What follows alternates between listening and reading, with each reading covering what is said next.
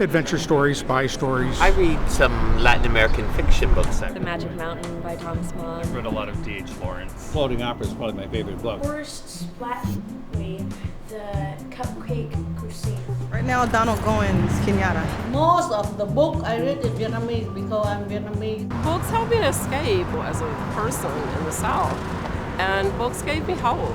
I can't remember the name of the book I read right now, but they were talking about in their house, they had no books, and that's like a house without windows. In general, I've always been a big reader and absolutely love books, but they became far more important when I was incarcerated in a Czech prison. I was there for a total of 2 years, and I was in one room for 8 months without any windows, and my only form of real escape was books. At that time, although I never could have planned this, I had lost my brother.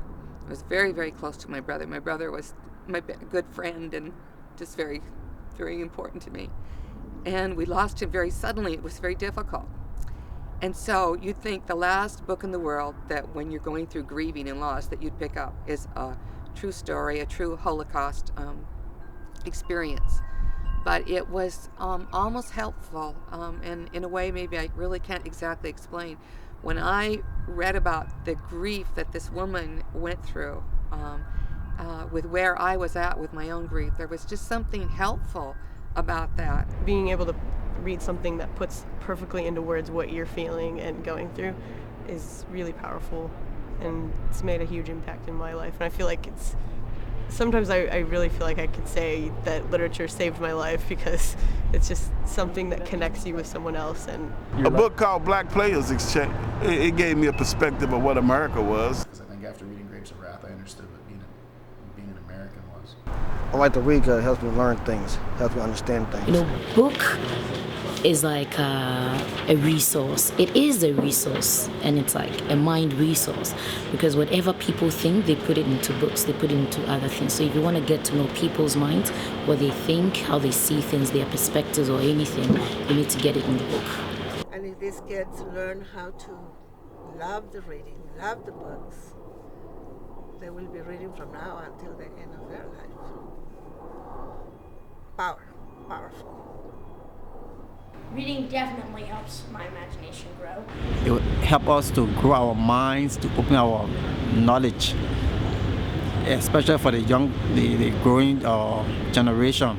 Books are the sources of knowledge, and once you have books around, you can do your research and obtain what you need from the book. Because reading is the tide that floats all the boats, and when we have more kids reading and reading well, then everything else goes up. They help to give you perspective on what you really think, what you really believe, what you really value in life. From Nordic lands or people that are dead, so their ideas get carried on by books, which is really important. That's cool.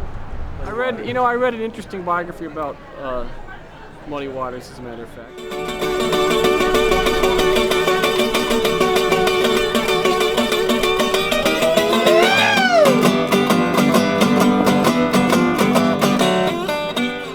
We knew, going into this, that books had the power to do so many things. Inspire us, make us think, make us feel. We knew that books had the power to change lives.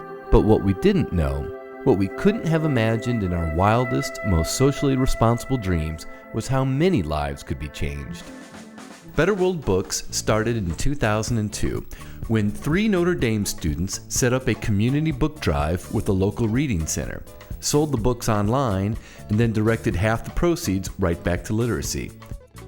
When our 1,600 campus partners donate books to us, they help make it happen. When our 950 library partners donate books to us, they help make it happen.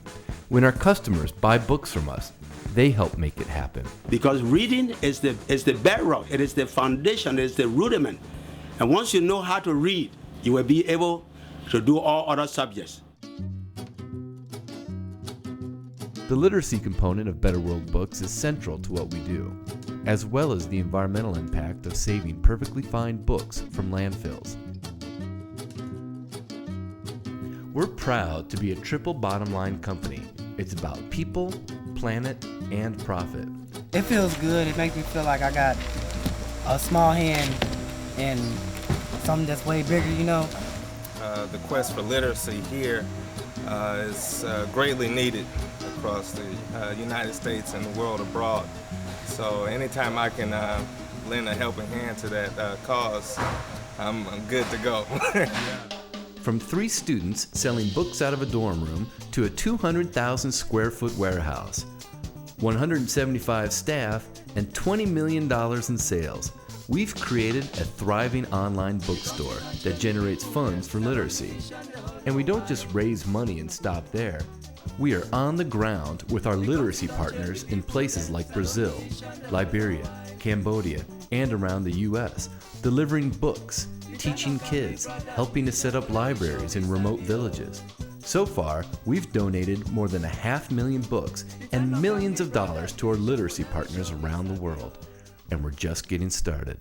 1, 2, 3, 4, 5, 6, 7, 8, 9. We're a global community, and we're all connected by our passion for books, for the environment, for literacy and social justice.